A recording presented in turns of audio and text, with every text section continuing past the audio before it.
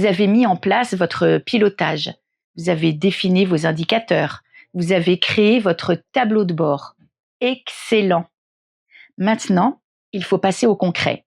Suivre les actions, évaluer leur efficacité, comprendre ce qui marche, ce qui ne marche pas, ajuster.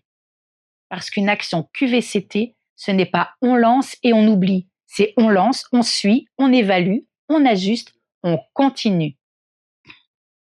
Dans cette vidéo, nous allons voir comment suivre et évaluer vos actions QVCT, le plan d'action, les réunions de suivi, le reporting, l'évaluation avant-après, les ajustements.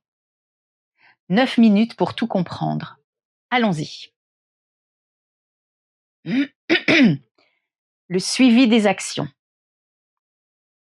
Vous avez défini des actions, maintenant, il faut les suivre. S'assurer qu'elles sont mises en œuvre, qu'elles avancent, qu'elles ne sont pas oubliées. 1. Le plan d'action. C'est votre feuille de route. Il doit contenir plusieurs éléments. Les actions, quoi, qu'est-ce qu'on fait concrètement? Mettre en place le télétravail, former les managers au management bienveillant, aménager les postes de travail. Des actions précises. Les responsables, qui est responsable de chaque action, qui pilote, qui met en œuvre, une personne identifiée, pas l'équipe, pas le service, une personne. Les échéances, quand, à quelle date l'action doit-elle être terminée? Pas bientôt, pas quand on aura le temps, une date précise. Les indicateurs, comment on mesure que l'action fonctionne? Quel indicateur va bouger? L'absentéisme, la satisfaction, le nombre de demandes de télétravail? Ce plan d'action, vous le formalisez, vous le partagez. Tout le monde sait ce qui doit être fait, par qui, quand, comment on mesure. 2. Les réunions de suivi. Régulières, mensuelles ou bimensuelles, avec les responsables des actions. Le référent QVCT, le comité de pilotage si besoin. Ordre du jour, simple. Où en est chaque action? Qu'est-ce qui avance? Qu'est-ce qui bloque? Pourquoi? Qu'est-ce qu'on fait pour débloquer? Ces réunions, ce n'est pas pour sanctionner, c'est pour aider, pour résoudre les problèmes, pour lever les freins, pour soutenir les responsables. 3. Le reporting. Vous formalisez le suivi, un document, un tableau qui récapitule l'état d'avancement de chaque action. Vert, en cours, dans les temps, orange, retard, léger, rouge, bloqué. Ce reporting, vous le partagez avec le comité de pilotage, avec les managers, avec les représentants du personnel. Transparence, tout le monde voit où on en est. L'évaluation des actions. Suivre, c'est bien, mais ce n'est pas suffisant. Il faut aussi évaluer. Est-ce que l'action fonctionne? Est-ce qu'elle produit les effets attendus? Est-ce qu'elle améliore la QVCT? 1. Mesurer avant et après. Vous avez défini des indicateurs, vous les mesurez avant l'action. C'est votre point de départ, votre baseline. Puis, vous mettez en œuvre l'action. Vous laissez le temps, quelques mois, le temps que l'action produise ses effets. Puis, vous mesurez à nouveau, après l'action. Vous comparez. L'indicateur a bougé. Dans quel sens? De combien? Exemple. Vous mettez en place le télétravail. Avant, satisfaction sur l'équilibre vie pro, vie perso, 5 sur 10. Après 6 mois, satisfaction, 7 sur 10. L'action fonctionne. 2. Faire des enquêtes et des entretiens. Les chiffres, c'est bien, mais ce n'est pas tout. Vous avez besoin de comprendre pourquoi ça fonctionne ou pourquoi ça ne fonctionne pas. Vous faites des enquêtes, des questionnaires, vous interrogez les salariés concernés par l'action. Qu'est-ce qui a changé pour vous? Qu'est-ce qui est mieux? Qu'est-ce qui pourrait être amélioré? Vous faites des entretiens individuels ou collectifs. Vous creusez, vous comprenez, vous recueillez du verbatim, des témoignages, du concret. 3. Analysez les écarts. Vous comparez les résultats obtenus avec les résultats attendus. Il y a un écart positif ou négatif?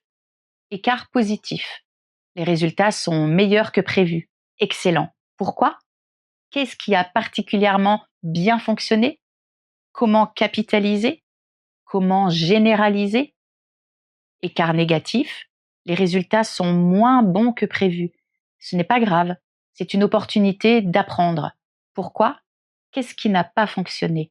Quels ont été les freins, les résistances, les obstacles? Vous analysez, vous comprenez, vous apprenez. Les ajustements. En fonction de l'évaluation, vous ajustez. Vous ne restez pas figé sur votre plan initial. Vous êtes agile, vous adaptez. 1. Renforcez les actions qui marchent. Une action fonctionne bien, vous la renforcez, vous lui donnez plus de moyens, plus de temps. Vous l'étendez à d'autres services. Vous la généralisez. Exemple. Le télétravail fonctionne bien dans un service. Vous l'étendez à toute l'entreprise. 2. Arrêtez les actions qui ne marchent pas. Une action ne fonctionne pas malgré vos efforts, vous l'arrêtez. Vous ne vous acharnez pas, vous ne gaspillez pas vos ressources, vous acceptez l'échec, vous apprenez, vous passez à autre chose. 3. Modifiez les actions qui marchent partiellement. Une action fonctionne un peu, mais pas complètement. Vous la modifiez, vous l'ajustez, vous testez une autre approche, vous itérez. Exemple, la formation des managers fonctionne, mais le format est trop long. Vous raccourcissez, vous rendez plus interactif, vous ajustez. Communiquez les ajustements. Vous avez ajusté, vous communiquez, vous expliquez pourquoi. Vous êtes transparent, vous montrez que vous écoutez, que vous apprenez, que vous vous adaptez. Nous avons testé cette action, voilà ce qui a fonctionné, voilà ce qui n'a pas fonctionné, voilà ce que nous ajustons. Cette communication, elle renforce la confiance, elle montre que la démarche est vivante, qu'elle n'est pas figée, qu'elle évolue, qu'elle s'améliore.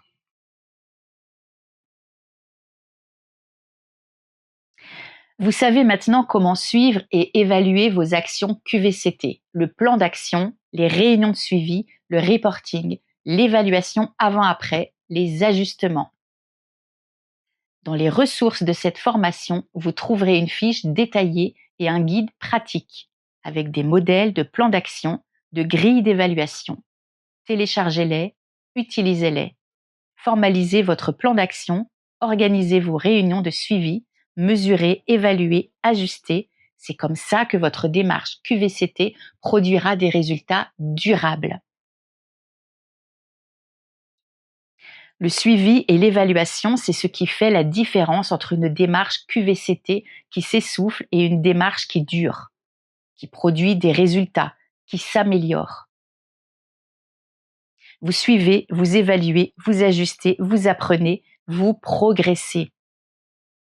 Maintenant, comment aller encore plus loin? Comment inscrire la QVCT dans une logique d'amélioration continue?